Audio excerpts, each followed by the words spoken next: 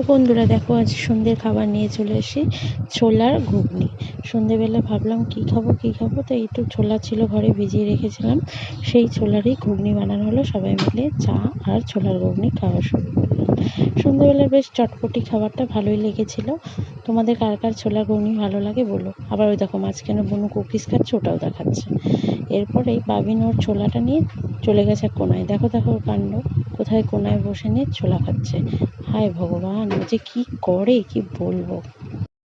তো বন্ধুরা দেখো, আজ সন্ধ্যের খাবার নিয়ে চলে এসেছি ছোলার ঘুগনি।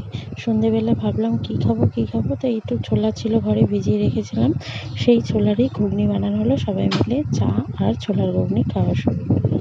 সন্ধ্যেবেলার বেশ চটপটি খাবারটা ভালোই লেগেছিল।